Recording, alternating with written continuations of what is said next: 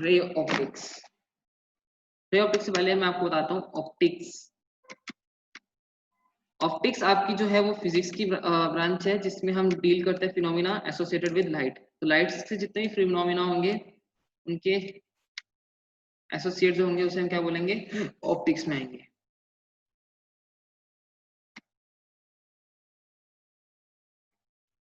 ठीक है,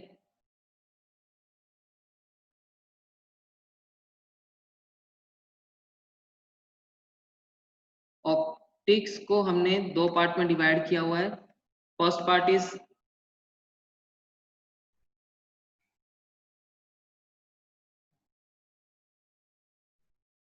ठीक है,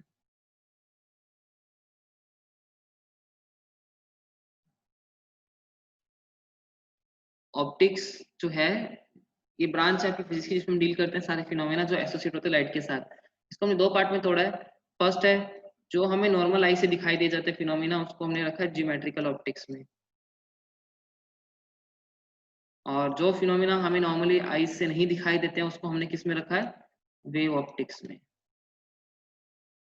ज्योमेट्रिकल ऑप्टिक्स में रखने का रीजन क्या है कि जो फिनोमिना को हम नॉर्मल ह्यूमन आई देख सकती है, ह्यूमन आई जिन फिनोमिना को देख सके वो आएंगे किसमें, ज्योमेट्रिकल ऑप्टिक्स में। जो ना देख सके, ह्यूमन आई ना देख सके पे नीड ऑपरेटर्स और इंस्ट्रूमेंट्स, जिसके लिए हमें इंस्ट्रूमेंट की जरूरत हो ऑब्जर्व करने के लिए। ठीक है, तो इसके अंदर जैसे इसके एग्जांपल है रिफ्लेक्शन, रिफ्रैक्शन, ये सब जो आएंगे वो फिनोमिना हम नॉर्मल देख सकते हैं। रिफ्लेक्शन, रिफ्रैक्शन, रिफ्रैक्शन का बेस्ट एग्जांपल फैन आउट हवा दिखाई देना बेस का, और मिराज इफेक्ट, ये सब। ठीक है, और इसके अंदर डिस्पर्शन भी इसमें होगा, रेनबो आपको दिखाई देता है। तो ये सब जो होंगे ये फिनोमिना हम आप इसको देख सकते हैं। इसमें जो आएंगे फिनोमिना इंटरफ्रेंस, आपको इंटरफ्रेंस यूजुअली दिखाई नहीं देता है सही से, YDSC, young double slit experiment, तो वो जो फिनोमिना वो इसमें आएंगे ऑप्टिक्स में। इसके बाद फिर आता है ज्योमेट्रिकल ऑप्टिक्स के अंदर जो आपकी एपर्चर होती है। एपर्चर आपको पता होगा क्या होता है, जैसे मैंने कोई भी ऑब्जेक्ट लिया तो उसका ये चीज जो पार्ट होता है जिसके अंदर से लाइट पास कर रही है, जिसके अंदर जो फिनोमिना हो रहा है, ये चीज जो होती है इसे हम क्या बोलते हैं, एपर्चर। एपर्चर जो होती है उसका जो साइज होता है, एपर्चर उसका साइज होता है ना, साइज ऑफ एपर्चर वो बहुत बड़ा होता है, is large, quite large then wavelength of light. और इसमें क्या होता है, इसका जो साइज होता है, एपर्चर जो होता है ऑब्जेक्ट का, ऑब्जेक्ट जो हम जिस पे ऑब्जर्व कर रहे हैं phenomena, aperture of object is in same order of wavelength of light. Light की वेवलेंथ कितनी होती है, 4 से 7, 400 नैनोमीटर टू 700 नैनोमीटर। ठीक है, विजिबल रेंज इसी के अंदर होती है। ठीक है, क्लियर है इतना सबको। इसके बाद हमारा पहला फिनोमिना जो होगा हम वो पढ़ेंगे रिफ्लेक्शन, फिर रिफ्रैक्शन, देन डिस्पर्शन। ये तीन फिनोमिना ही हम पढ़ेंगे। ठीक है, सबसे पहले रिफ्लेक्शन।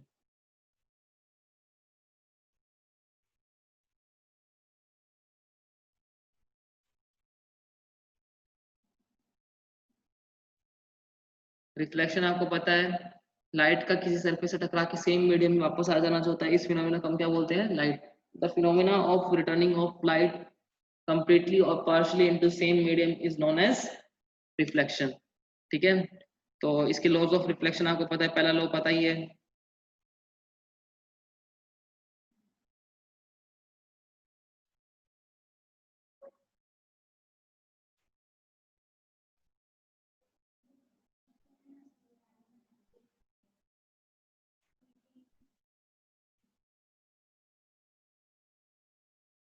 ठीक है।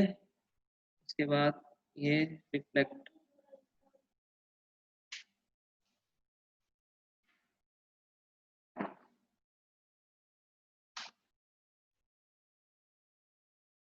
ये रिफ्लेक्टेड रे, ये आपकी इंसिडेंट रे। जो रे आपकी सरफेस पे, जिस सरफेस पे आ रही है, तो उसकी जो डायरेक्शन है उसको हम इंसिडेंट रे बोलते हैं, मतलब उस जिस डायरेक्शन में आ रही है वो क्या आपकी इंसिडेंट रे, ठीक है। और वो जो एंगल बना रही है उसके साथ, ये किसे क्या बोलते हैं, नॉर्मल, और ये reflected ray. This is reflected ray, incident ray and normal. और जो भी एंगल होता है किससे बनाया जाता है, नॉर्मल से बनाया जाता है। तो एंगल आई और r, angle of incidence is equal to angle of reflection, first law. Second law, incident ray a b c d, मतलब a b b c b d, incident ray, reflected ray and normal, all lies in a same plane.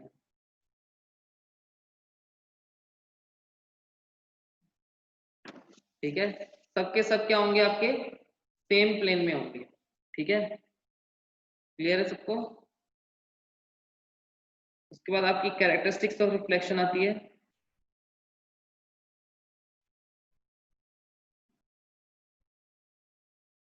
इसमें हम पढ़ते हैं angle of deviation. मैं थोड़ा यहाँ पे fast mode में चल रहा हूँ क्योंकि मुझे, मैं I am assuming that you know all of this things. ठीक है, एंगल ऑफ डेविएशन इसलिए बता रहा हूँ, एंगल ऑफ डेविएशन क्या होता है, अगर रे रिफ्लेक्ट नहीं होती तो सीधी जाती है ऐसे बिना डेविएशन के। अब यहाँ से वो कितना डेविएट हुई है, this is your angle of deviation. Angle of deviation होता क्या है, angle between normal incident ray with its reflected ray, और वो हम इस मैनर में लेंगे। ये क्या है आपका डेल्टा, कितना होगा, पाई माइनस 2i।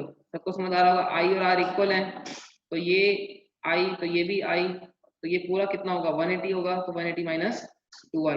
और इसमें आपको देखना पड़ेगा अभी इस केस में कितना है, ये पाई माइनस 2i इन एंटी क्लॉकवाइज, क्योंकि देखो हम ऐसे मूव कर रहे हैं और उल्टा चलेंगे तो क्या हो जाएगा, क्लॉकवाइज हो जाएगा। क्लियर है सबको, ठीक है। तो एंगल ऑफ डेविएशन कितना होगा, पाई माइनस 2i। इसके दो स्पेशल केस होते हैं, जब आई 0 हो तो डेल्टा कितना होगा, पाई का मतलब, आई 0 होने का मतलब क्या है, रे सीधी आई वापस निकल गई, ऐसे आई वापस इसी से निकल गई, इसे बोलते हैं नॉर्मल इंसिडेंस। जब एंगल क्या हो, 0 हो, नॉर्मल के साथ, नॉर्मल इनके साथ 0 है तो इसका नॉर्मल इंसिडेंस हो गया, तो आपका क्या होगा, मैक्सिमम होगा डेविएशन विच इज पाई।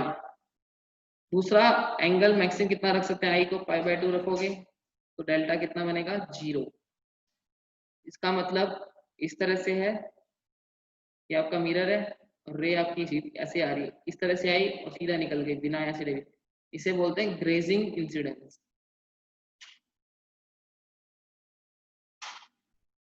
ठीक है, फिर आपके स्पेशल केस आता है, ये तो हो गया reflection due to, angle of deviation due to single reflection. फिर आता है angle of deviation due to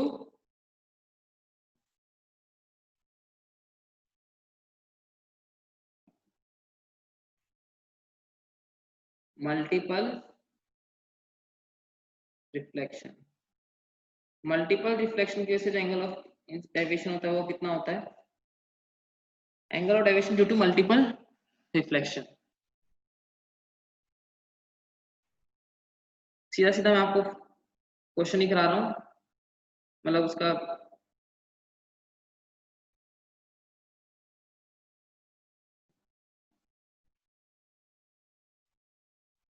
ठीक है, दोनों के बीच का एंगल है थीटा।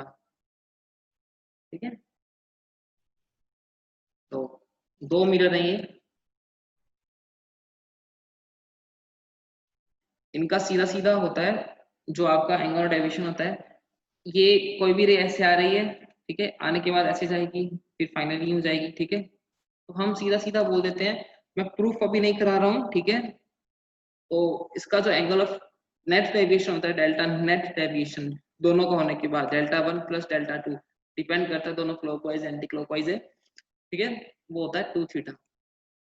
अब ये कैसे बताएंगे क्लॉकवाइज है या फिर एंटी क्लॉकवाइज है, ये इंपॉर्टेंट है। ठीक है, तो इसका मतलब दो मिरर के से जो होता है एंगल ऑफ डेविएशन कभी एंगल ऑफ इंसिडेंस पे डिपेंड नहीं करता, इट इज इंडिपेंडेंट ऑफ आई। ये जो है नेट डेविएशन, ये क्या है आपका, इंडिपेंडेंट ऑफ आई। वो सिर्फ दो में होता है, सिंगल में डिपेंड करता है आई पे, बट वैसे नहीं करेगा डबल वाले में। ठीक है, अब इसके बाद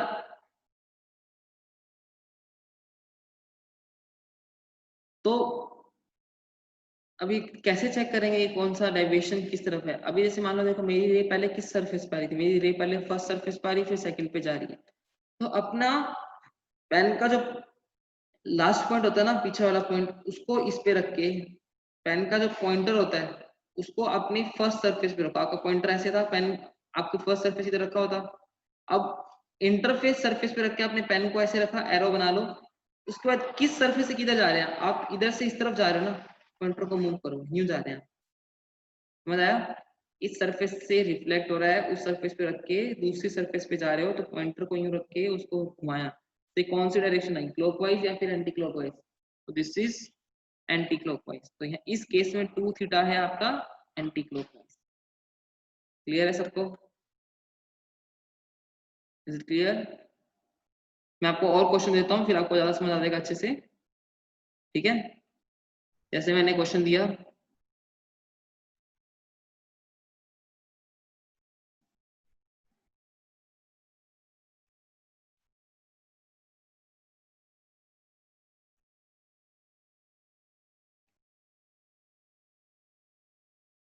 मैं पहले क्वेश्चन लिख रहा हूँ फिर एक साथ ही।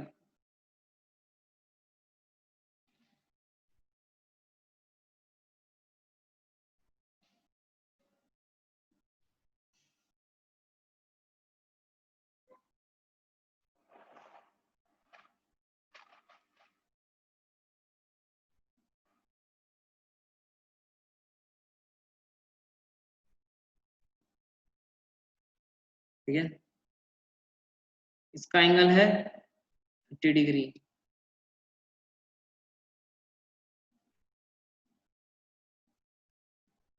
रे पहले आ रही है इस पे, तो आपको नेट डेविएशन बताना है। तो डेविएशन तो आपको पता है 60 डिग्री होगा, एंगल ऑफ डेविएशन। पर अभी एंगल ऑफ डेविएशन किस मैनर में, क्लॉकवाइज या फिर एंटी क्लॉकवाइज?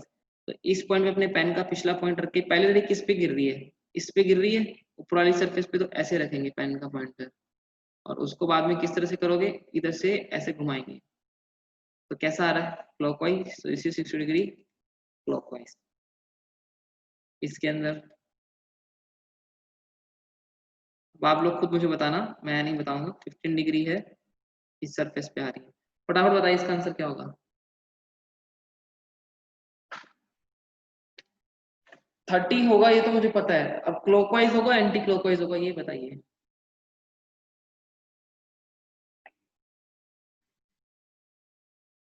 अगर अभी तक किसी का मैसेज नहीं आया मेरे को।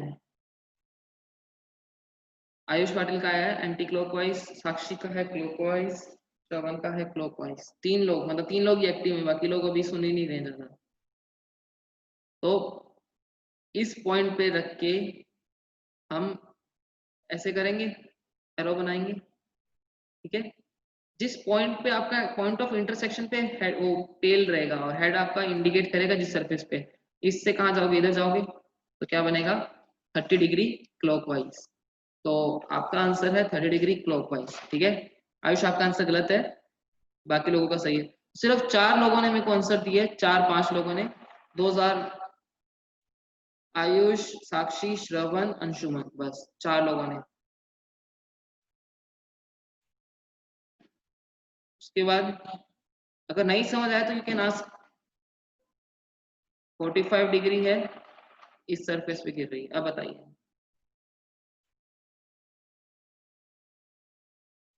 देखो एंगल नहीं लिखोगे तब भी चलेगा, 90 डिग्री है। आप मुझे क्लॉकवाइज एंटी क्लॉकवाइज बताओ, क्योंकि ऑप्शन में दोनों आएंगे, ऐसा नहीं है कि एक ही आएगा।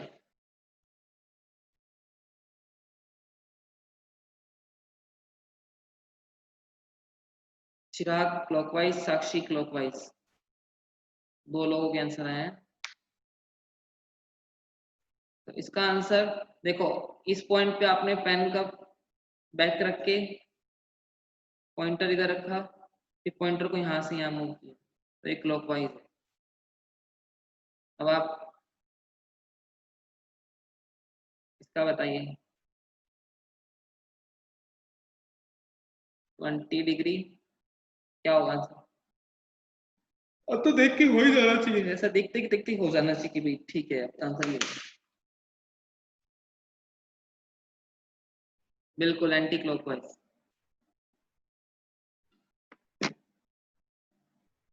विपुल ने भी बोला इस बार आंसर। तो बाकी लोग आई थिंक या तो आप सो रहे हो या फिर आप ठीक है जो चल रहा है चलने दो, या किसी को प्रॉब्लम है टाइपिंग की। बिकॉज अगर आप बताओगे नहीं तो मुझे पता भी नहीं चलेगा कितने लोगों को समझ आ रहा है। ठीक है, तो इसका आंसर था 40 डिग्री एंटी क्लॉकवाइज। इसमें रे आपकी इधर ही गिर रही है, एंगल है 30 डिग्री। अब बताइए।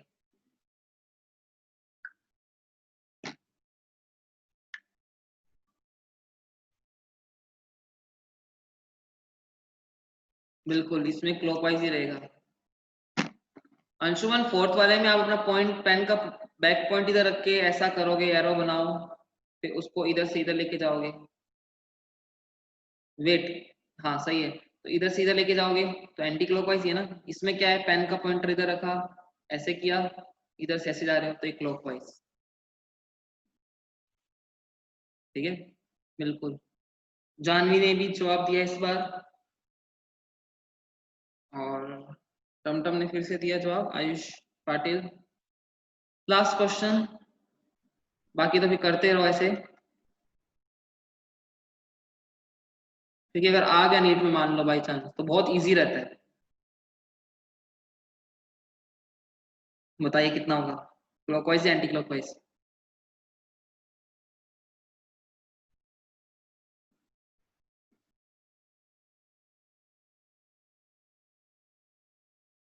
एक आंसर, दो हर्षिता, अंशुमन। अंशुमन आपका आंसर गलत है।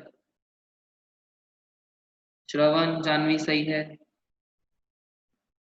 तो इस केस में जो आंसर होगा वो होगा एंटी क्लॉकवाइज।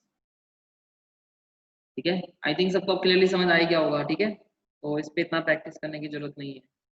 ये है एंटी क्लॉकवाइज 150, ये है 60 डिग्री क्लॉकवाइज, ये है 40 डिग्री एंटी क्लॉकवाइज। ठीक है, चलिए। ठीक है, इसी के साथ आपका रिफ्लेक्शन अब आएगा मिरर से रिलेटेड प्रॉब्लम। मिरर्स, मिरर कितने टाइप के होते हैं? दो टाइप के। पहला प्लेन मिरर, अरे भाई, और दूसरा स्फेरिकल मिरर। ठीक है, प्लेन मिरर जो होता है, spherical mirror, sorry, spherical mirror के आगे दो टाइप होते हैं, डाइवर्जिंग एंड कन्वर्जिंग। कन्वर्जिंग को हम कॉनकेव मिरर भी बोलते हैं, और डाइवर्जिंग को हम कॉन्वेक्स मिरर भी बोलते हैं। ठीक है, तो अब सबसे पहले हम पढ़ेंगे प्लेन मिरर। इस टाइप का जो, उसे क्या बोलते हैं हम, प्लेन मिरर। ठीक है, इसकी जो कुछ प्रॉपर्टीज होती है, सीधे सीधा प्रॉपर्टी से बात करते हैं, प्रॉपर्टीज ऑफ प्लेन मिरर।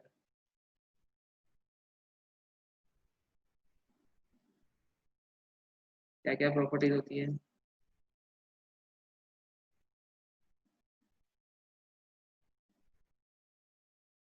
अगर मैंने ऑब्जेक्ट रखा एट सम डिस्टेंस x और उसका हाइट है y, तो जो इमेज बनेगी वो सेम डिस्टेंस पे बनेगी x, और सेम हाइट की होगी y। ठीक है, तो इमेज आपकी सेम डिस्टेंस पे और सेम मैग्निफिकेशन, मतलब बोल दो इसका तो क्या होगा, मैग्निफिकेशन होता है 1। और जो इमेज बनती है मिरर के पीछे बनती है, रेज कैसे जाएगी? पहली देखो, रेज जो होती है, इमेज जो बनती है, rays of two, intersection of two rays से बनती है। तो इसका बॉटम पार्ट ऐसे जाएगा, ठीक है, और टॉप पार्ट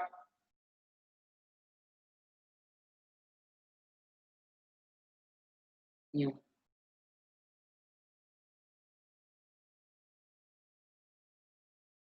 ठीक है,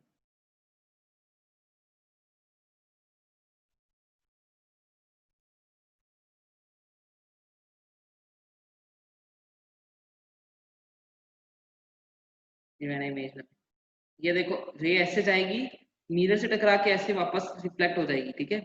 तो पीछे वो डॉट डॉट लाइन बनेगी ऐसे, ये जो लाइन है ना, वेट, ओहो,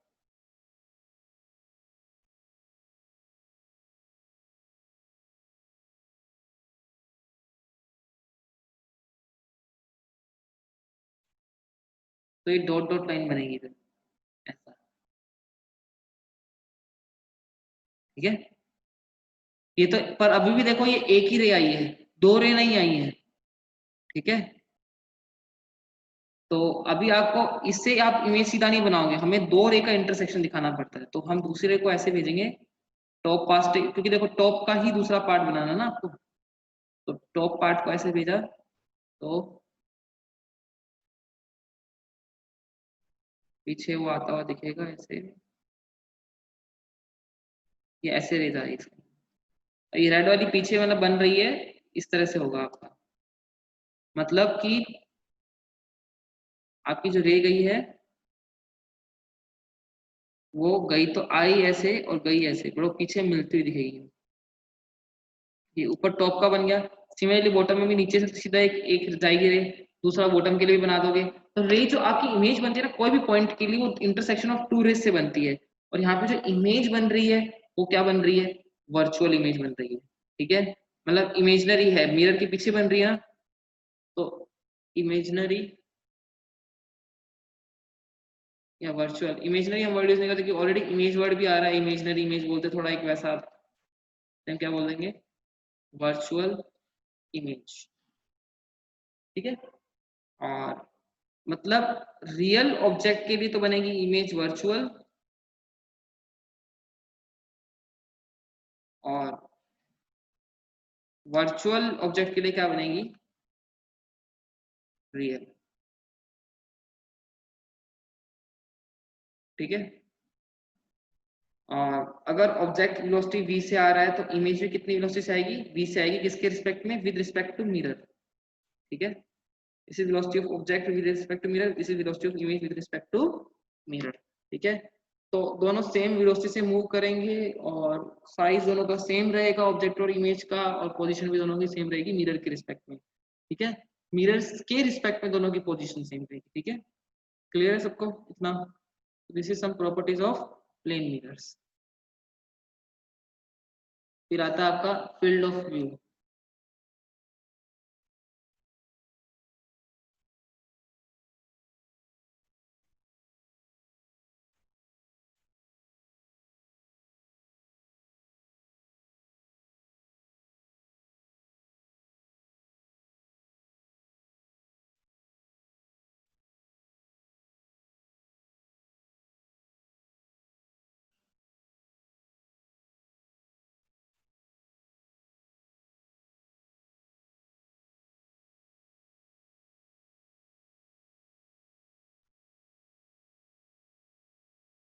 ठीक है। फील्ड ऑफ व्यू बना रहे हैं, पहले बनाया तो फिर आपको समझ आ जाएगा। ये है रिफ्लेक्टिंग सरफेस, इमेज बनानी, जितने डिस्टेंस पे ऑब्जेक्ट है उतने डिस्टेंस पे इमेज होगी। तो अभी मैं इमेज की बात नहीं कर रहा हूँ, इमेज फॉर्मेशन की बात नहीं कर रहे हैं, अभी सिर्फ हम इमेज, तो रेज निकलेंगी, टॉप से भी रेज निकलेंगी और बॉटम से भी रेज निकलेंगी।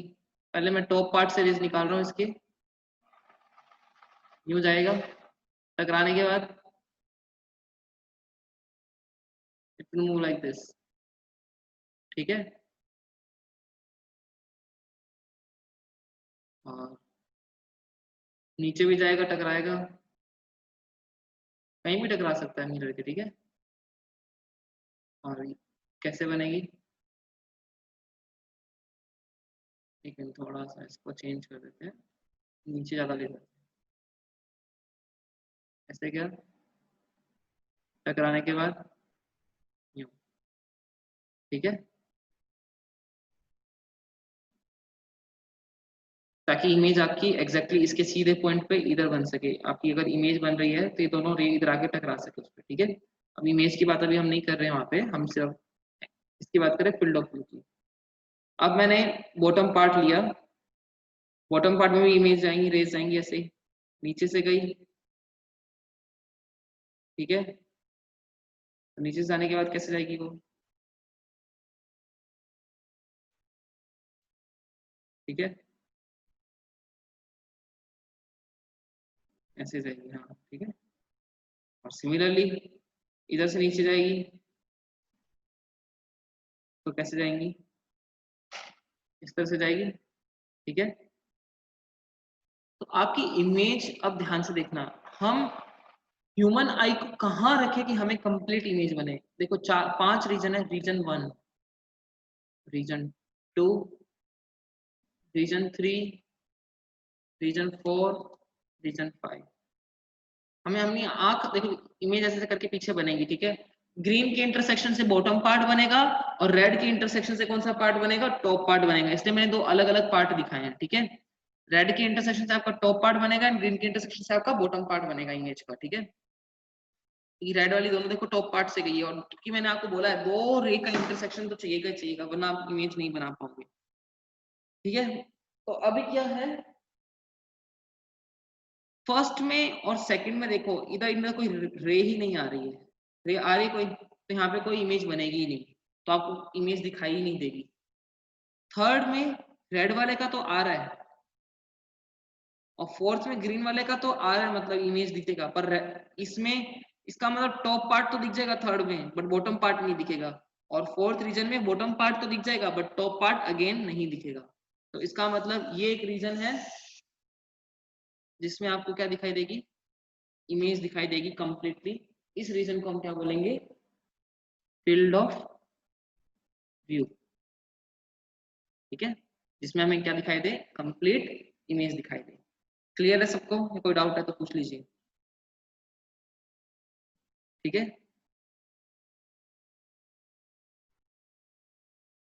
Next,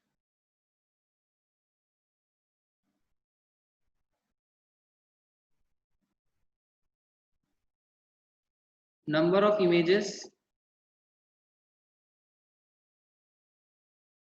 formed due to 2 mirrors, 2 mirror की वजह से आपको नंबर ऑफ इमेजेस बतानी है। फॉर्मूला होता है n equal to 360 by theta minus 1। अगर 2 मिरर है, एंगल दोनों के बीच का 90 है, तो नंबर ऑफ इमेजेस कितनी बनेगी, पहली इमेज इधर बनेगी, दूसरी इमेज इधर बनेगी, तीसरी इमेज इधर बनेगी। ये तो ऑब्जेक्ट ही है ना, ये ऑब्जेक्ट है तो उसकी कितनी इमेज बनेगी, 3 इमेज बन रही है। तो फॉर्मूला क्या लगाओगे, 360 बाय 90 माइनस 1, कितना है, 3 इमेज। कल को एंगल अगर 60 डिग्री होगा तो कैसा बनेगा, ये 60 डिग्री होगा, ऑब्जेक्ट आपका इधर रखा हो तो पहली इमेज, दूसरी इमेज, तीसरी इमेज, चौथी इमेज, पांचवी इमेज, 5 इमेज मिलेगी। क्लियर है फॉर्मूला। और अगर ये परफेक्ट वैल्यू आती तब तो होता 360 फीट बाय थीटा माइनस 1। जैसे कल को आ गया, मैंने क्वेश्चन दे दिया, एंगल दे दिया 70 डिग्री, तो 360 बाय 70 माइनस 1 नहीं करेंगे, फिर 360 बाय 70 की वैल्यू कितनी आएगी, 6 पॉइंट समथिंग आएगी। तो 6 पॉइंट जो समथिंग है ना उसको छोड़ देंगे, हम बोल देंगे 6 इमेजेस बनेगी, ठीक है। क्लियर है इतना सबको। एक्चुअली मैंने 360 बाय 70 6 पॉइंट नहीं होता, समथिंग कुछ और होता है, 36 5 पॉइंट समथिंग होता है, तो ठीक है 5 पॉइंट समथिंग को तो आप बोल दोगे 5 इमेज बनेगी, बस बात खत्म, ठीक है। पॉइंट समथिंग को छोड़ देंगे, ठीक है। क्लियर है सबको। फिर आता है नंबर पोजीशन ऑफ इमेजेस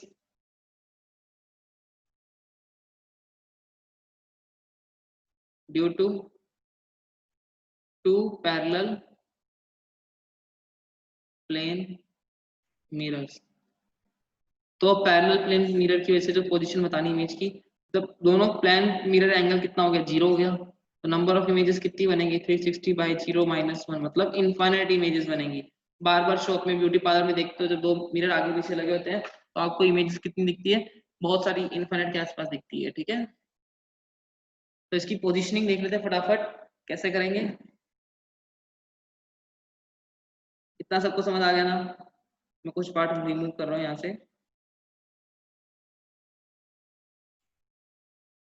ठीक है।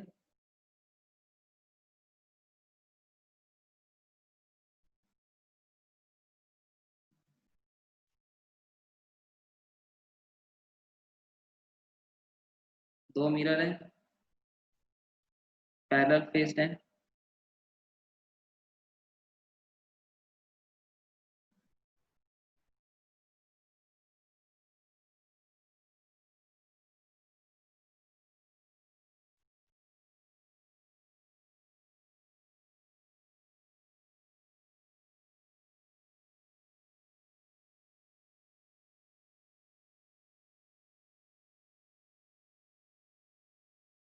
दोनों के बीच का डिस्टेंस कितना है, d।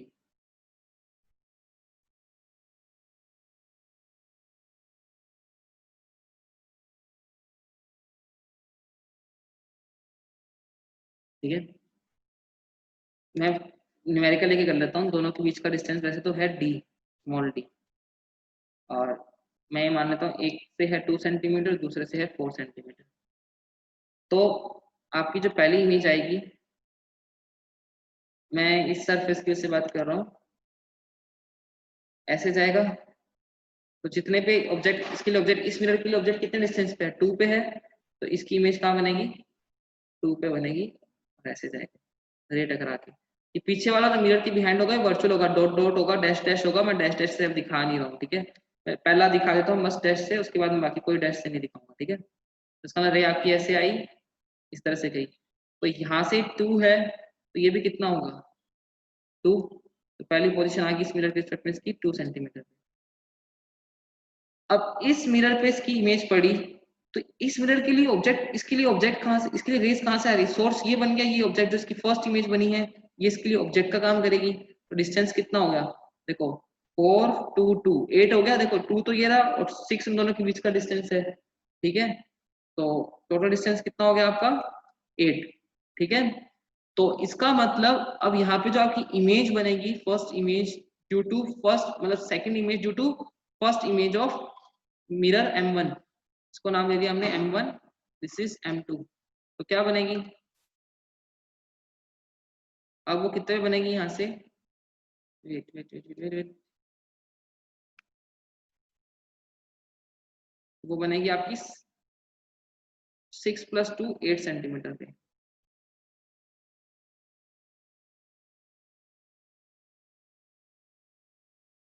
तो ये आपकी 8 सेंटीमीटर इसके यहाँ पे, दिस इज योर 8, और इस मिरर से 8 है, इसको मैं 0 मान रहा हूँ इसके रिस्पेक्ट में, ये 0 है इसके रिस्पेक्ट में, ठीक है, क्लियर है। अब इस मिरर के लिए रेस कहाँ से आ रही है, 8 + 6, देखो यहाँ पे 6 दोनों मिरर के बीच का गैप है, तो 14 पे। तो जो आपकी इमेज बनेगी वो कहाँ बनेगी, 14 पे।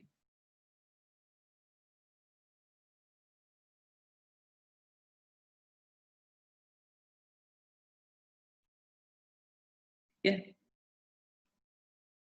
ये आपका पॉइंट है जो है 14 पे। अब इसके लिए कितना होगा, 14 + 6 कितना हो जाएगा, 20।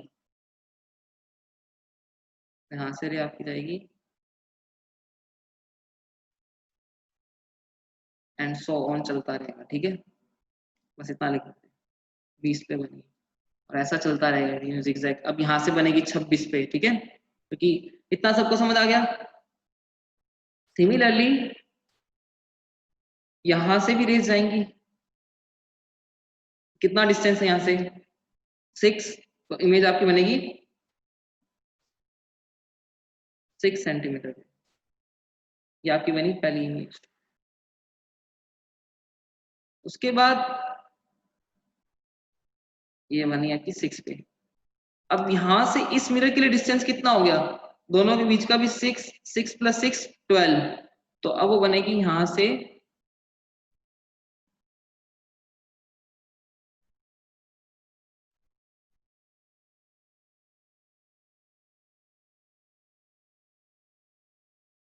12 पे। इस मिरर के रिस्पेक्ट में कितने बनी वो, 12 पे। फिर वापस इसके लिए कितने में हो जाएगा, यहां से ये डिस्टेंस 12 है और ये 6 है, तो 12 + 6 18 हो जाएगा।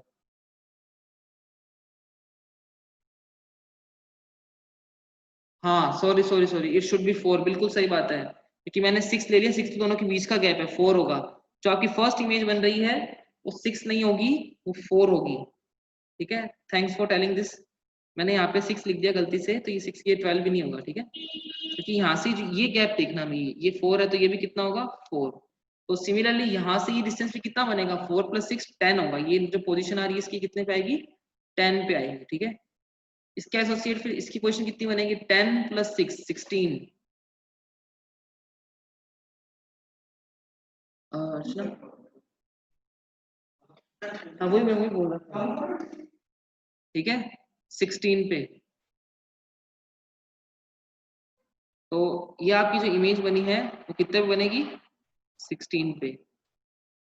ठीक है, तो सो ऑन इस तरह से चलता रहेगा। अब 16 पे बनी तो इसकी इमेज यहाँ से जो बनेगी वो यहाँ से जैसे जाएगी रेस कितने पे बनेगी, 22 पे। ठीक है, तो इस तरह से आपका सो ऑन चलता रहेगा। Just hold a second, just wait a second.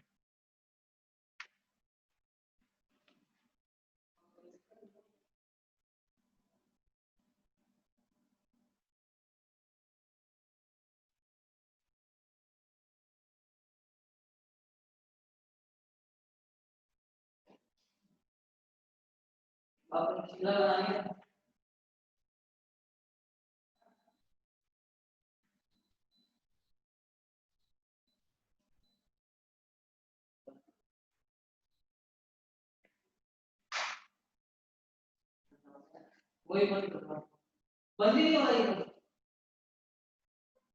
होगा।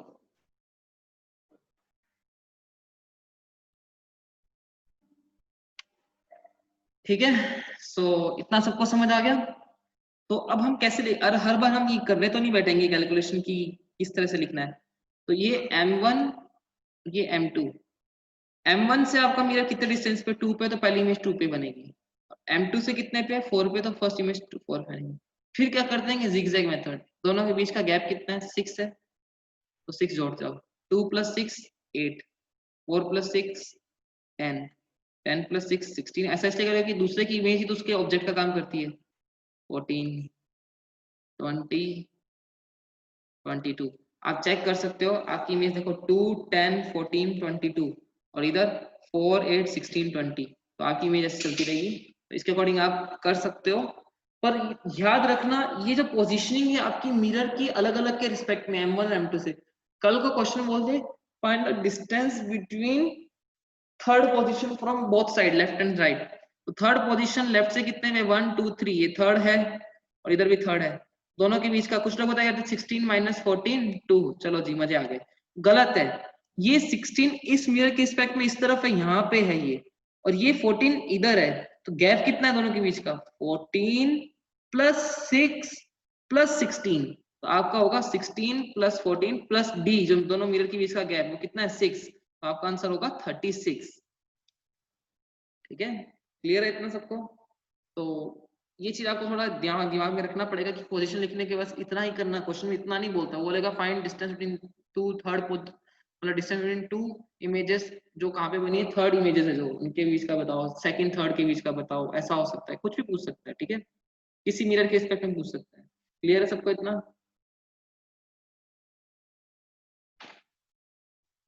ठीक है, नेक्स्ट है आपका स्फेरिकल मिरर्स।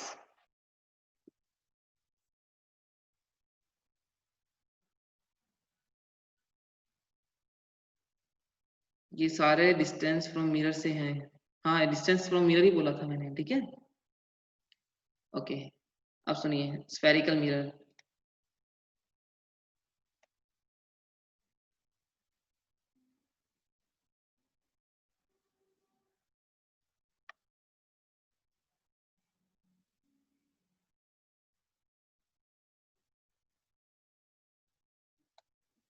स्फेरिकल मिरर के अंदर हम अभी मैंने बताया था 2 टाइप के होते हैं, कॉनकेव एंड कॉन्वेक्स। इसमें पहले इमेज फॉर्मेशन बनानी आनी चाहिए। इमेज कॉनकेव कैसा होगा, इस टाइप का होगा, और कॉन्वेक्स होगा इस टाइप का। मैं आपको वो सब चीजें स्किप कर रहा हूँ। पोल क्या होता है आपको पता है सारा कुछ। पहले तो इमेज चलो बता ही देते हैं फटाफट, थोड़ा जल्दी देख लेते हैं उस चीज को। ये आपका मिरर,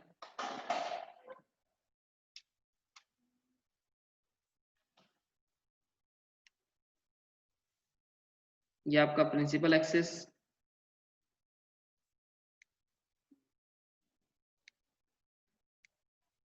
यहाँ पे ये आपका पोल, सबसे ज्यादा बल्जिंग या फिर डिप्रेसिंग पॉइंट जो होता है उसे पोल बोलते हैं। ये पूरा जो होता है इसे क्या बोलते हैं, एपर्चर, मैंने स्टार्टिंग में बताया था।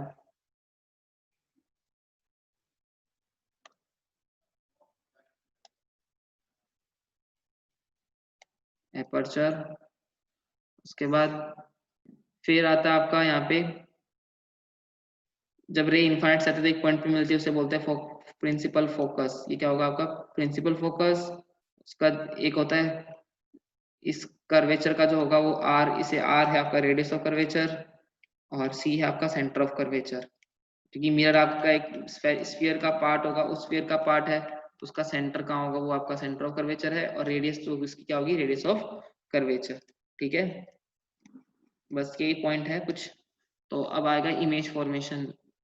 इमेज फॉर्मेशन, पहला पॉइंट होता है रेज जब इनफाइनाइट से आती है, रेज कमिंग फ्रॉम इनफाइनाइट कहाँ से पास करेगी, पास थ्रू फोकस। और इसका उल्टा ही है, रेज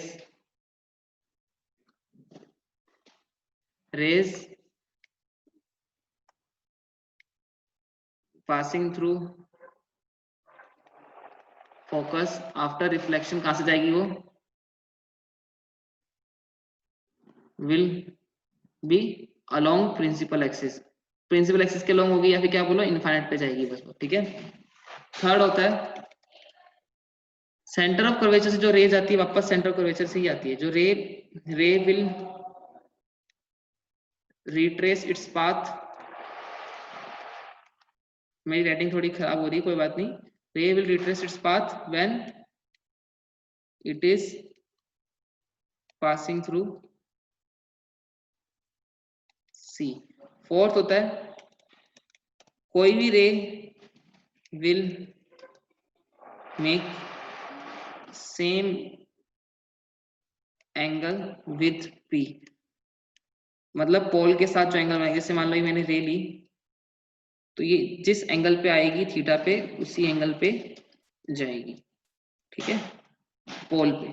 क्लियर है सबको इतना? तो ये आपकी कुछ फॉर्मेशन है, तो ये आपको पता ही होना चाहिए। ठीक है, थोड़ी अच्छी राइटिंग में लिख देता हूँ, आई थिंक बहुत ज्यादा ही भसड़ मचा दी है। कुछ पॉइंट जो आपको सही से दिखाई देना चाहिए, रिफ्लेक्शन। ठीक है, आई थिंक राइटिंग समझ आ जाएगी, वैसे ऐसा कुछ है नहीं। ठीक है, क्लियर है सबको? नेक्स्ट, तो इसके केसेस आपको पता ही हैं सारे। जब रेस ऑब्जेक्ट कहाँ रखा हो, मैं यहाँ पे ऑब्जेक्ट, इमेज, प्रॉपर्टी उसकी। ऑब्जेक्ट कहाँ रखा हो, इमेज कहाँ बनेगी, उसकी प्रॉपर्टी। ऑब्जेक्ट रखा हो इनफाइनाइट पे तो इमेज बनती है फोकस पे। ये किसकी बात करूँ, कॉनकेव की। इमेज बनती है फोकस पे, हाईली डिमिनिश्ड, मैग्निफिकेशन बहुत कम हो जाएगा। Highly diminished, real, inverted. Real होगी तो इन्वर्टेड तो होगी। सेकेंड, ऑब्जेक्ट रखा फोकस पे तो इमेज कहाँ बनेगी, इनफाइनाइट पे, मैग्निफाइड, रियल, इन्वर्टेड। ठीक है, जब रखा सेंटर ऑफ कर्वेचर पे तो इमेज भी बनती है सेंटर ऑफ कर्वेचर पे ही, सेम साइज, रियल, इन्वर्टेड। जब रखा between F and C, focus and centre of curvature के बीच में रखा, इसको थोड़ा अच्छा लिख देते हैं,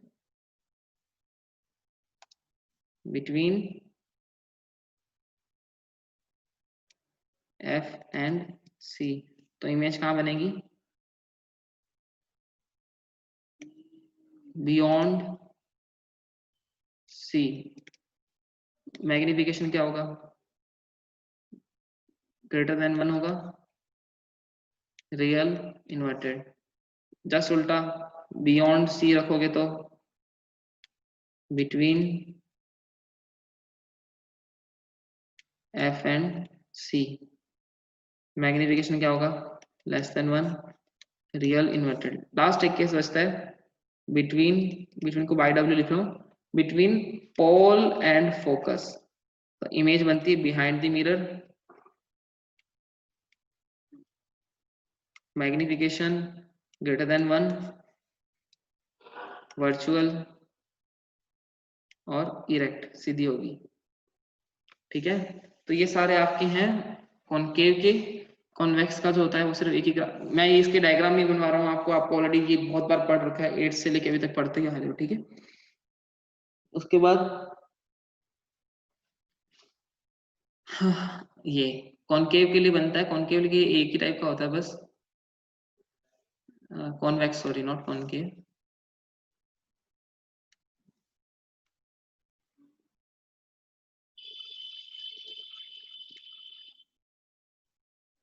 for convex mirror, convex mirror के लिए जो होता है वो कैसा बनता है,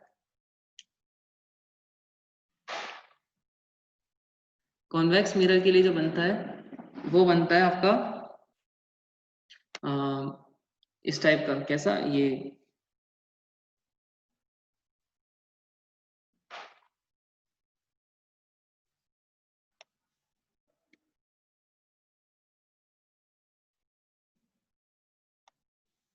कॉन्वेक्स मिरर में आप ऑब्जेक्ट कहीं भी रख दो, इमेज आपकी ऐसे आ रही है तो फोकस से पास करेगी नहीं भाई, ऐसे एज्यूम होगा फोकस से जा रही है। दूसरी पोल से भेज दो तो पोल से जिस एंगल पे आई उसी एंगल पे जाती है, तो प्रॉपर्टी पता ही है। तो ये रे पीछे मिलेगी, इमेज तो इरेक्ट ही होगी, इरेक्ट बट वर्चुअल होगी और डिमिनिश्ड होगी, मैग्निफिकेशन लेस देन 1 होगा। ठीक है, क्लियर है सबको? ठीक है, सो ये आपकी कुछ इमेज फॉर्मेशन थी। उसके बाद आता है आपका मिरर फॉर्मूला।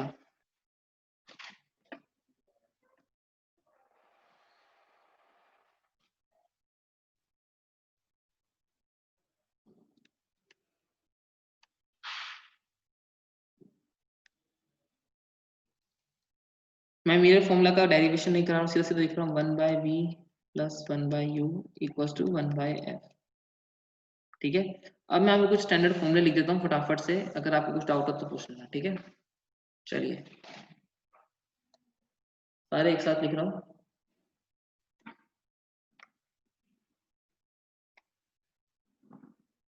पहला टेबुलर फॉर्म में लिख लेते हैं ताकि बेस्ट रहेगा आप लोगों के लिए भी।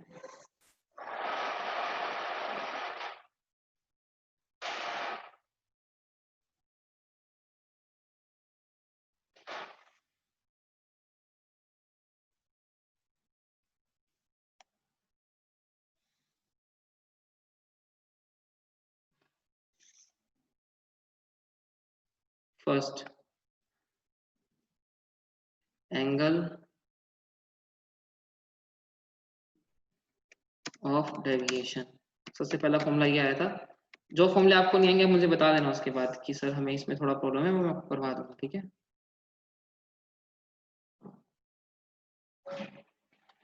ठीक है, एंगल ऑफ डेविएशन का फॉर्मूला क्या था हमारा, delta equal to pi minus 2i। ठीक है, और दो केस थे, मिनिमम होगा ग्रेजिंग इंसिडेंस पे और मैक्सिमम होगा नॉर्मल इंसिडेंस पे। ठीक है, उसके बाद सेकंड आया था positioning of mirror images, number of images due to two plane mirror, number of images due to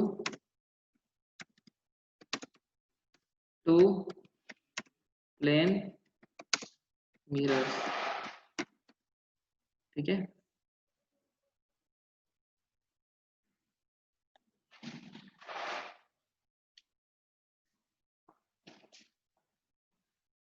कितनी होती है number of images,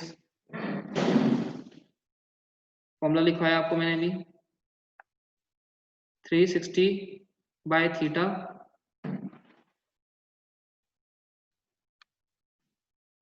-1 for perfect integer. अगर इंटीग्रल वैल्यू नहीं होती है तो फिर हम 360 बाय थीटा -1 नहीं लिखते हैं। ठीक है, नेक्स्ट उसके बाद जो आपका है फॉर्मूला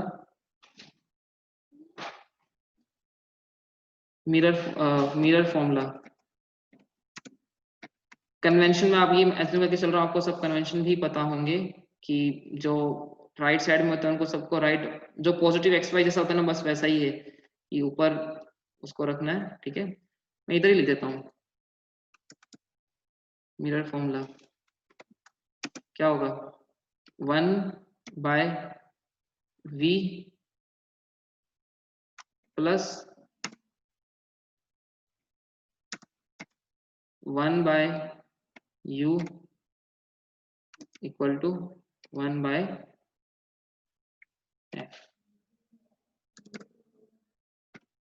ठीक है, this is your mirror formula. उसके बाद नेक्स्ट मैग्निफिकेशन।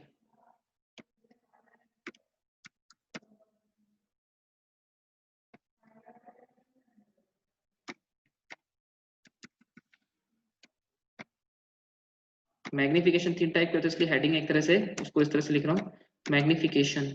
ठीक है, फर्स्ट लीनियर मैग्निफिकेशन, लीनियर बोल लो, ट्रांसवर्स बोल लो, लीनियर बहुत सारे नाम है, लीनियर, ट्रांसवर्स। ठीक है, कितना होता है उसका, लीनियर मैग्निफिकेशन का होता है m equals to minus of v by या plus v by minus of v divide by u। ठीक है, नेक्स्ट आता है आपका लॉन्गिट्यूडिनल मैग्निफिकेशन।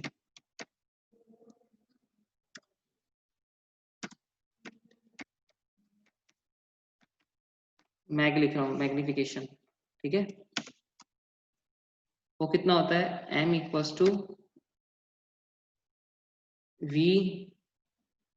अब ये कैसे लिख, v1 लिख देता हूँ, v1 minus v2 divide by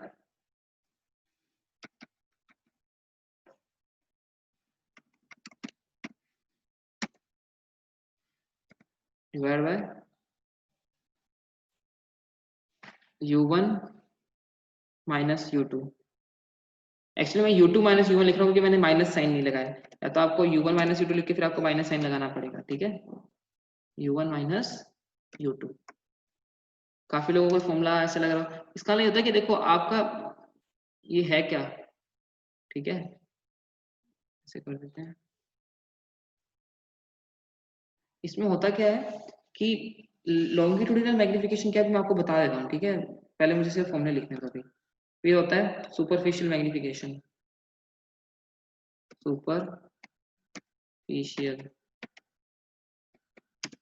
तो उसका फॉर्मूला जो होता है वो होता है m equals to minus bracket v by u का होल स्क्वायर। कैसे आता है वो, ये स्क्वायर होता है, उसकी पावर को लिखने का आई डोंट नो कैसे लिखते हैं, फोन में तो हो जाता है इजीली। ठीक है, पावर को मैं ऐसे लिखा देता हूँ, पावर 2। ठीक है, माइनस v बाई यू का होल स्क्वायर इंटू 2। ठीक है, सुपरफिशियल मैग्निफिकेशन। ठीक है, उसके बाद जो आएगा आपके, तो ये सिर्फ इतने ही फॉर्मूले हैं आपके मिरर में।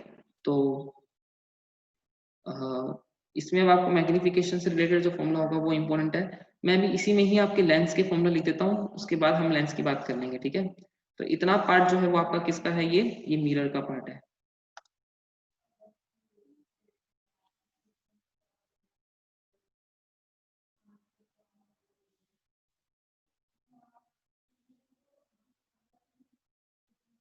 ठीक है, उसके बाद आएगा लेंस, रिफ्रैक्शन।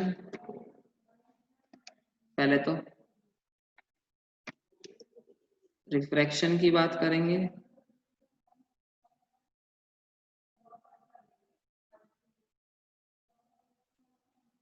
ठीक है, रिफ्रैक्शन के अंदर सबसे पहला फॉर्मूला स्नेल्स लॉ होगा, म्यू। म्यू यहाँ पे सिंबल दिखा नहीं सकते, इसलिए उसको मैं यू से दिखा रहा हूँ, एन से दिखाते हैं, रिफ्रैक्टिव इंडेक्स को एन से भी दिखाया जाता है। n1 इंटू उसका एंगल साइन i1। ठीक है, N1 और उसका एंगल साइन I1, ठीक है, is equal to N2 sign I2, ठीक है। ये याद रखना है, N1 N2 की फॉर्म मत रखना यार, यही सबसे बेस्ट फॉर्मूला होता है रखने के लिए। N1 sin 1 μ1 into sine I1 equal to μ2 into sine I2, जिस मीडियम में उसका रिफ्रैक्टिव इंडेक्स और उसका एंगल से मल्टीप्लाई कर देंगे, ठीक है। नेक्स्ट इसके अंदर आता है स्नेल्स लॉ, पहला तो ये हो गया। दूसरा फॉर्मूला होता है N1 by N2 is equal to V2 by V1, ठीक है, ये वेलोसिटी की फॉर्म में है। एक और फॉर्मूला लिख सकते हैं, N1 जो होता है वो होता है, उसका फॉर्मूला होता है C बाय V1, ठीक है। क्लियर है सबको?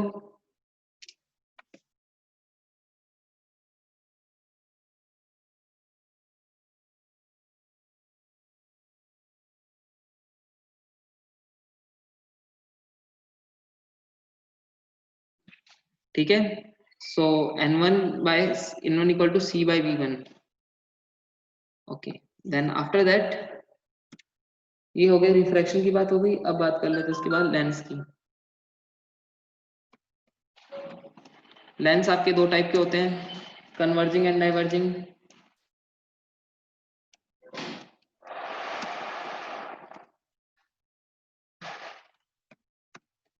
कन्वर्जिंग इसको हम कॉन्वेक्स लेंस भी बोलते हैं, और डाइवर्जिंग दूसरा कौन सा होता है, डाइवर्जिंग इसको हम क्या बोलते हैं, कॉनकेव लेंस, ठीक है। उसके बाद लेंस इतना बोलने के बाद में फिर हम सीधा सीधा मूव ऑन कर रहे हैं लेंस फॉर्मूले पे, ठीक है। लेंस फॉर्मूला पहले, एक्चुअली लेंस फॉर्मूला नहीं आता है, उससे पहले लेंस मेकर फॉर्मूला आएगा। लेंस मेकर फॉर्मूला आएगा, ठीक है। और लेंस मेकर फॉर्मूला से पहले रिफ्रैक्शन थ्रू कर्व सरफेस आएगा, ठीक है।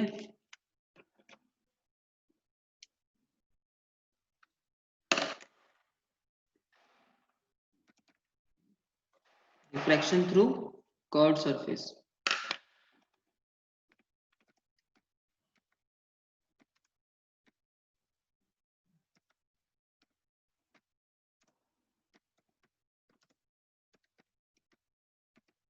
ठीक है।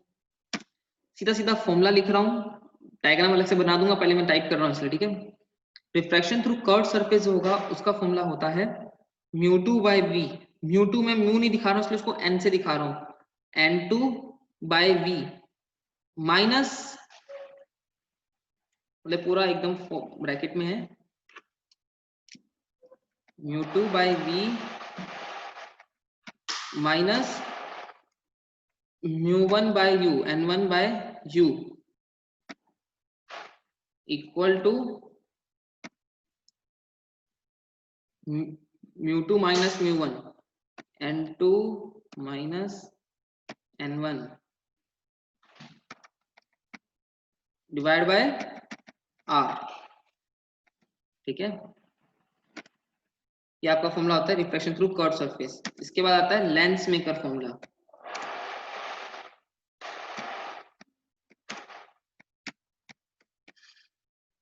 लेंस मेकर फॉर्मूला में क्या होगा, सीधा सीधा बोल रहा हूं, 1 by f equals to 1 by f is equals to n2 bracket में n2 बाय n1 -1 देखो अलग से है तो उसको मैं एक मिनट, -1, और ये पूरे के बाहर एक और ब्रैकेट, इन्वर्टर ब्रैकेट कहाँ मिलता है, ये रहा, ठीक है, ठीक है। μ2 बाय μ1 -1 ब्रैकेट, फिर दूसरा वापस again bracket start, 1 bye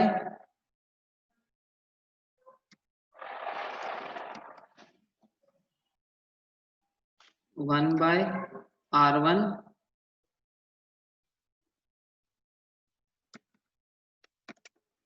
minus 1/R2। ठीक है, क्लियर है सबको?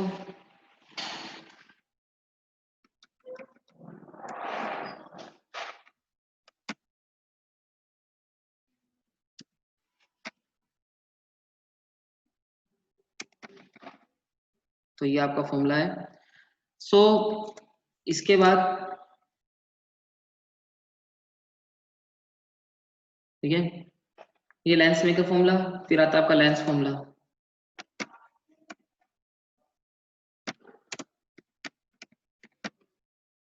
लेंस फॉर्मूला क्या होगा? 1/V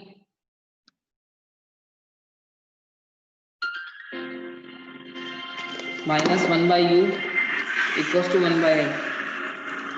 just hold a second।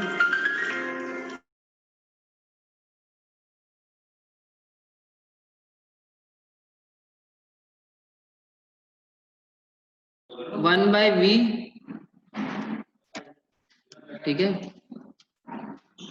Minus 1/U equals to 1/F। ठीक है, this is your lens formula. उसके बाद नेक्स्ट हमारा होगा मैग्निफिकेशन। तो लेंस के भी आपके 3 टाइप के मैग्निफिकेशन होते हैं। एक्चुअली लेंस के 3 मैग्निफिकेशन होते हैं और रिफ्रैक्शन थ्रू कर्व्ड सरफेस का एक अलग मैग्निफिकेशन होता है। तो magnification due to refraction, free हो गया, just wait a minute.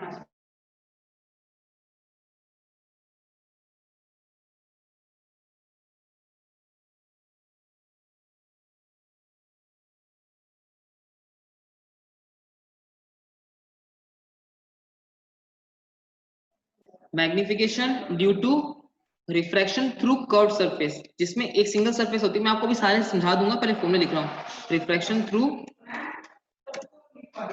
Curved surface, ठीक है। तो उसका जो होता है आपका फॉर्मूला, वो होता है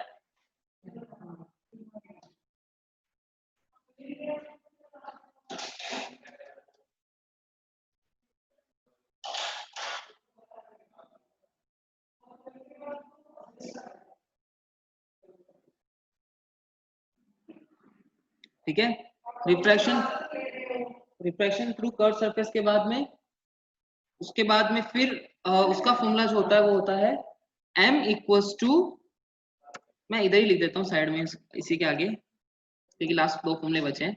m इक्वल्स टू म्यू1 v, म्यू1 को मैं हर जगह n1 दिखा रहा हूँ, n1 v divide bye n2 u, मतलब u1 बाय u2 into v by u। ये आपका एक मैग्निफिकेशन थोड़ा सा अलग रहता है, ठीक है। इसके बाद में फिर आपका सेम, जैसा अभी देखो मैग्निफिकेशन मैंने इधर दिखाया, आपको दिख रहा होगा, ठीक है। ऐसा मैग्निफिकेशन इधर दिखाया है, सेम मैग्निफिकेशन इधर भी होता है, लीनियर, उसके बाद longitudinal, third superficial.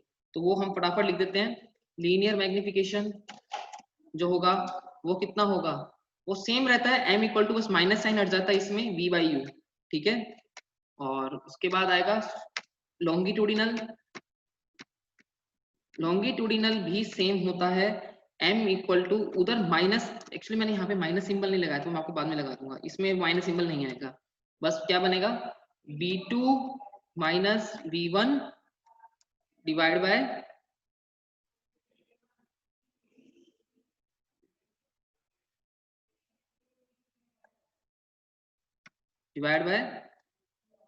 u2 minus u1, ठीक है।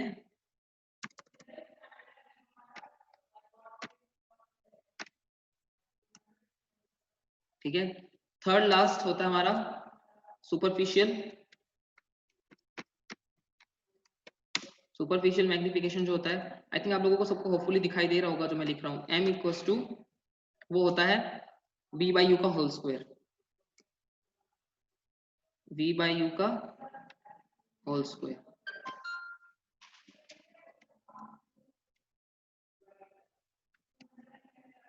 ठीक है, तो ये आपके फॉर्मूले हैं। उसके बाद आता है प्रिज्म।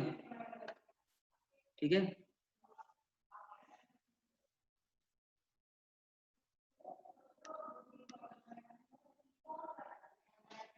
इधर से कर देते हैं ये।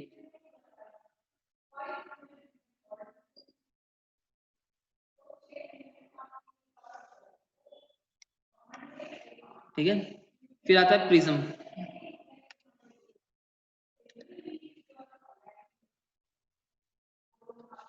प्रिज्म के अंदर, ठीक है, प्रिज्म में हम पढ़ेंगे, सीधा सीधा लिख रहा हूं फॉर्मूला एंगल ऑफ डेविएशन का। तो पहले लिखा हूं formula for refractive index, n equal to sine A plus minimum deviation को मैं डेल्टा को कैसे दिखाऊं, मिनिमम डेविएशन को कौन सा सिंबल दिखाऊं, मिनिमम डेविएशन को मैं डी से दिखा रहा हूं। ठीक है, बाद में A plus D, actually A capital होता है, एंगल ऑफ वो होता है sine A plus delta M by 2, तो डी डिवाइड बाय 2।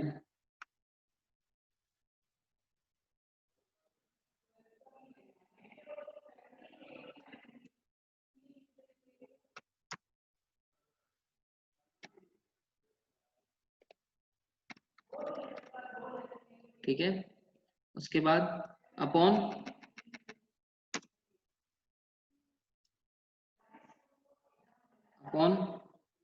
साइन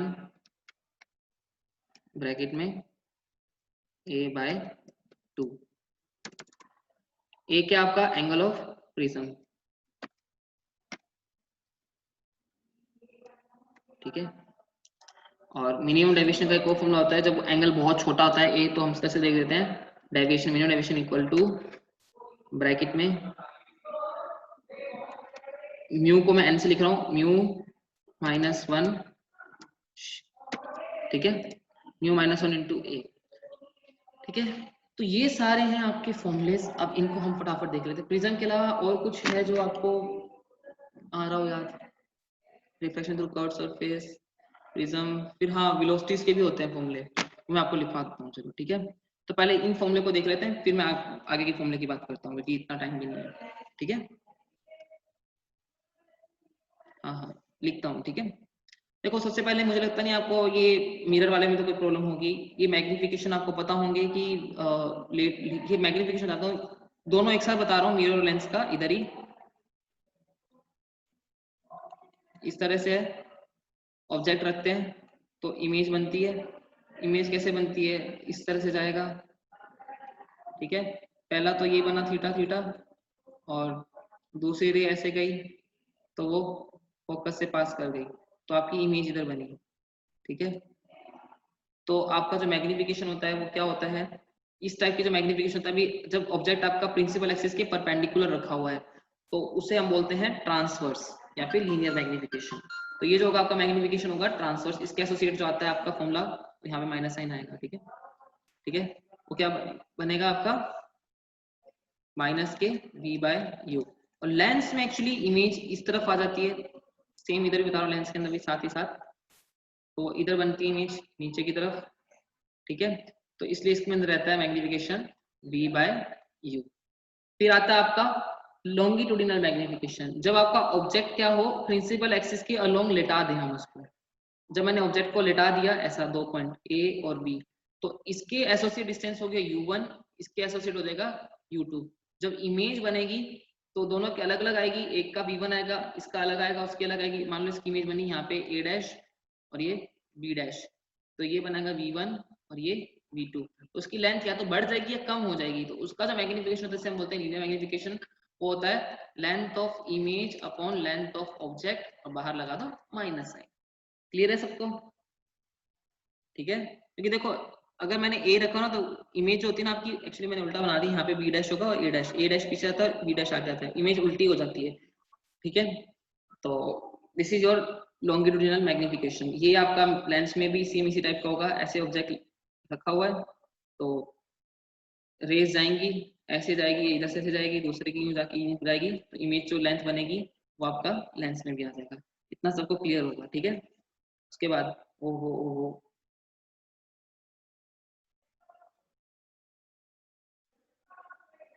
ठीक है,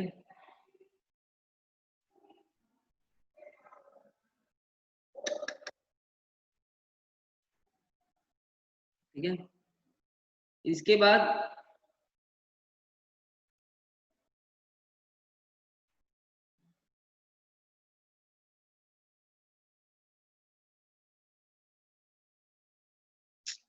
गड़बड़ हो गई, चलिए कोई बात नहीं, ठीक है। फिर हमने क्या बोला कि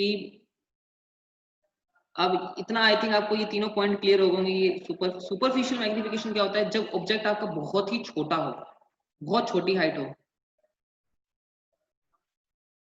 मिरर में भी लॉन्गिट्यूडिनल का फॉर्मूला यही है ना, ये लिखा तो है, देखो ये रहा, मैग्निफिकेशन इक्वल टू माइनस के v1 minus v2 upon u1 minus u2, ठीक है।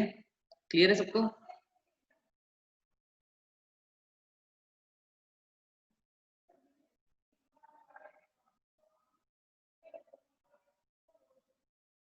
क्लियर है इतना?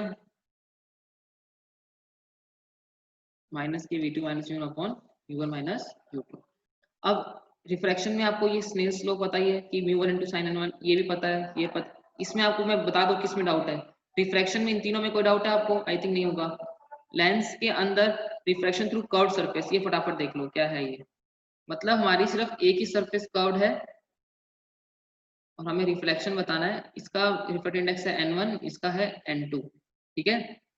तो यहाँ पे अगर ऑब्जेक्ट रखा हुआ है तो यूं जाके वो थोड़ा ऐसे इस तरह से जाएगा, ठीक है।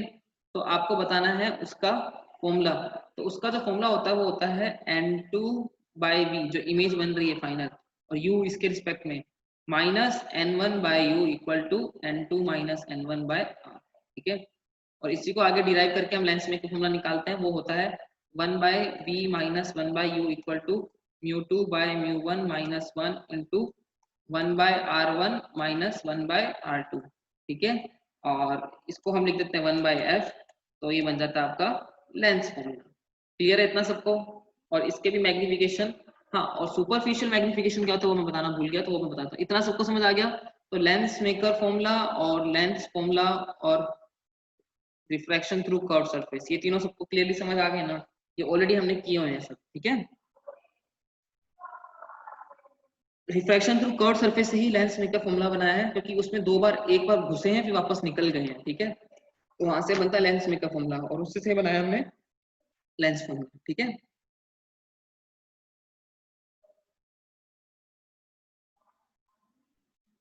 इसके बाद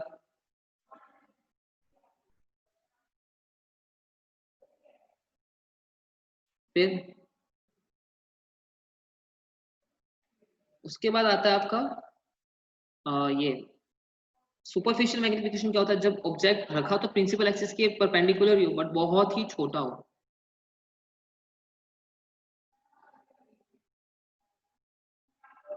मैंने ऑब्जेक्ट रखा, बहुत ही छोटी सी लेंथ, इतना सा dx, ऑब्जेक्ट की लेंथ को du बोल दिया, बहुत छोटा है, तो उसके एसोसिएट जो इमेज बनेगी वो बहुत छोटी बनेगी, dv। तो पहले तो मिरर फॉर्मूले बता रहे हैं 1/v plus 1/u equal to 1/f, differential with respect to time, तो माइनस के 1/v स्क्वायर dv/dt माइनस के 1/u स्क्वायर du/dt, भाई इक्वल टू माइनस के 1/f square df/dt। Focal length आपकी कांस्टेंट होती है तो टाइम के साथ वेरी नहीं करती है, तो जीरो रहेगा। तो क्या बनेगा 1/v स्क्वायर माइनस के इंटू dv/dt, उधर चला जाएगा, वो बनेगा 1/u square du/dt, dt dt उड़ गया, dv/du क्या आएगा, dv/du इक्वल टू माइनस के v square by u square, ठीक है। तो dv/du क्या होगा, length of image upon length of object, छोटा छोटा है ना, तो v/u वाला ये हो गया फॉर्मूला, तो ये बन जाएगा माइनस के v/u का v square by u square, ठीक है। ये लिखा हुआ है यहाँ पे माइनस के v square by u square, ठीक है। लेंस में भी देखो सेम आता है सुपरफिशियल मैग्निफिकेशन, बट उधर क्या हो जाता है v/u का स्क्वायर, क्योंकि यहाँ पे उधर माइनस सिंबल होता है लेंस में, इसलिए यहाँ पे प्लस हो जाएगा, ठीक है। तो इतना सबको क्लियर है? Is it clear for everyone? ठीक है, तो आज हम क्लास यहीं बाइंड अप करेंगे, बाकी हम नेक्स्ट उसमें पढ़ेंगे नेक्स्ट क्लास में जो परसों होगी। तो अब मैं आपको फटाफट एक रिवीजन दे देता हूँ, जस्ट क्विक रिवीजन। ठीक है, तो हमने पढ़ा था स्टार्टिंग में आके, हमने फ्लूइड के अंदर पढ़ा था, फ्लूइड में हमने पहला फोर्स पढ़ा था, वेट, फ्लूइड तो हो चुका है ना, तो हम इसकी बात कर रहे थे।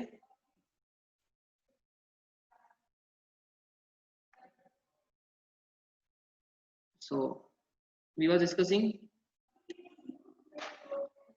सबसे पहले हमने आज पढ़ा था ऑप्टिक्स। ऑप्टिक्स होती है branch of physics which deals with phenomena associated with light. फिर ज्योमेट्रिकल ऑप्टिक्स, ज्योमेट्रिकल ऑप्टिक्स क्या होता है, जिसके अंदर हमने फिनोमेना पढ़े हैं जो रिफ्लेक्शन, रिफ्रैक्शन जो हम नॉर्मल ह्यूमन नेक आई से देख सकते हैं, जब डायमेंशन ऑब्जेक्ट की क्या हो, लाइट की वेवलेंथ से काफी क्या हो, बड़ी हो। ठीक है, हाँ, वेलोसिटी ऑफ इमेजेस, जो हम थोड़ा एडवांस टाइप का जो क्वेश्चन है ना, जो वो हम नेक्स्ट क्लास डिस्कस करेंगे। ठीक है, उसके बाद में फिर हमारा आता है, हमने पढ़ा था उसके बाद कि जो रे ऑप्टिक्स, मैंने एक्चुअली ये बताया नहीं, रे ज्योमेट्रिकल ऑप्टिक्स को रे ऑप्टिक्स भी बोलते हैं। रे ऑप्टिक्स इसलिए बोलते हैं क्योंकि हम लाइट को ना, एक्चुअली वो आती है तो वेव ऐसे होती है, बट हम उसकी एनर्जी किस डायरेक्शन में जा रही है उसको हम इस तरह से रिप्रेजेंट करते हैं, जिसको हम बोलते हैं रे। ठीक है, और ग्रुप ऑफ रे को बोला जाता है बीम। बीम तीन टाइप के होते हैं, ग्रुप ऑफ रेस को क्या बोलते हैं हम, बीम। ठीक है, और बीम आपके तीन टाइप के होते हैं, parallel, converging and diverging beam. तीन टाइप के बीम होते हैं। पैरेलल बीम ऐसे होंगे जो इसमें सारी की सारी क्या हो, पैरेलल, कन्वर्जिंग जो आती होगी, और डाइवर्जिंग क्या होगा, जो दूर जाएंगी। ठीक है, तो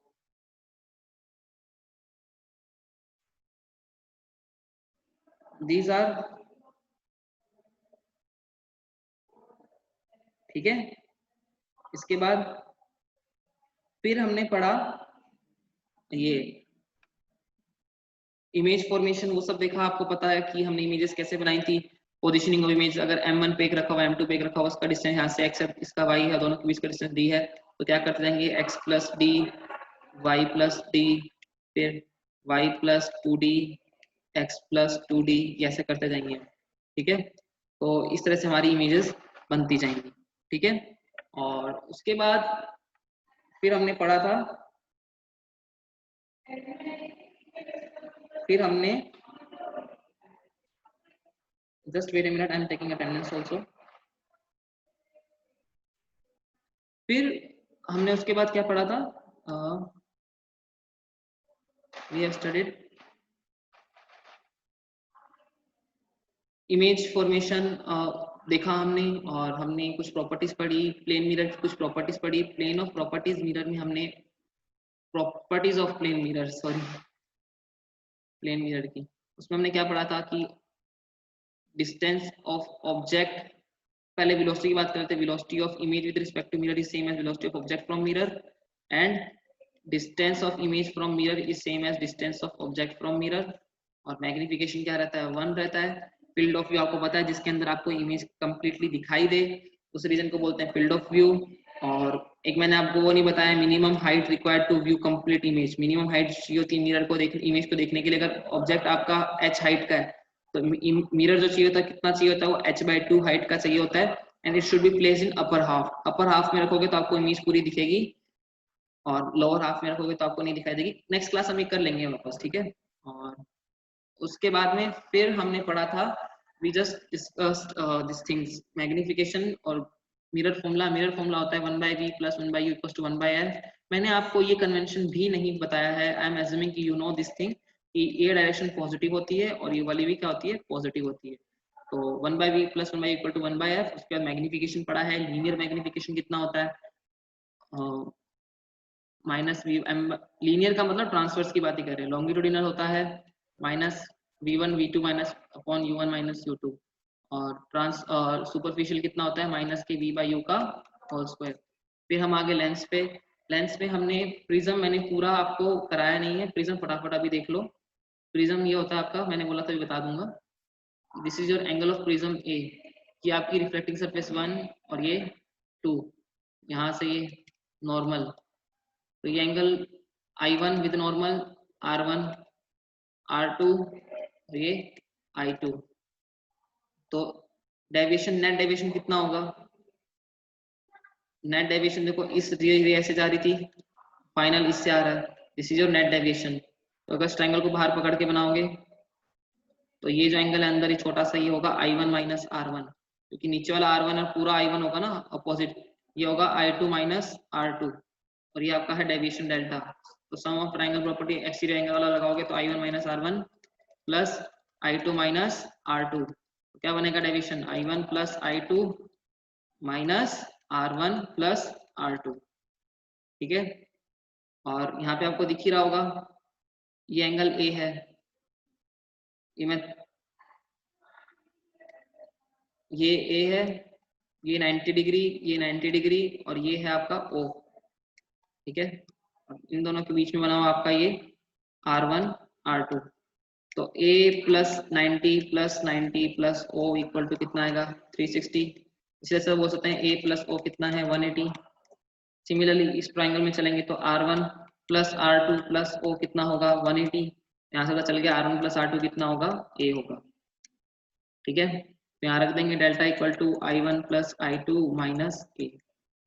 अब मिनिमम डेविएशन के लिए क्या होना चाहिए, R1 और R2 दोनों क्या होने चाहिए, सेम होने चाहिए, इक्वल टू R। तो R कितना बन जाएगा, यहाँ से R बन जाएगा A/2 और डेल्टा मिनिमम कितना आएगा, जब R1 R2 इक्वल होंगे तो I1 I2 भी इक्वल होंगे तो बनेगा 2I माइनस A। तो यहाँ से I कितना बनेगा डेल्टा M प्लस A/2 और R है A/2, तो म्यू कितना होगा sine I by sine R, sine I कितना है delta M plus A/2 divide by sine R A/2, ये मैंने फॉर्मूला लिखा था, ठीक है। और जब A बहुत छोटा होता है तो साइन उड़ा देते तो बनता है mu equal to A plus delta M/2 divide by A/2, 2 से 2 गया, mu A equal to A plus delta M, तो delta M equal to mu minus 1 into A, ठीक है। सो ये हमारा है प्रिज्म। आई थिंक आपको समझ आ गया होगा, किसी थोड़ा फास्ट था बट अगर नहीं समझ आया तो you can ask right now. तो प्रिज्म के अंदर आपको दो फॉर्मूले इंपॉर्टेंट है, पहला तो है ये वाला sine A plus delta M/2 divide by sine A/2, ये लगाना है जब एंगल A काफी बड़ा हो। फिर दूसरा लगाया जाता है ये वाला, कौन सा, ये वाला delta M equal to mu minus 1 into A, ये तब लगाते हैं जब एंगल A बहुत छोटा हो, मतलब 8-9 डिग्री तक ही हो, ये वाला ऊपर वाला जो एंगल होता है ना ये, तभी लगा सकते हैं फॉर्मूला, ठीक है। क्लियर है सबको, बाकी हम नेक्स्ट क्लास डिस्कस कर लेंगे, ठीक है, क्योंकि मेरी अभी next again I have class 12 बजे, ठीक है। So thank you everyone.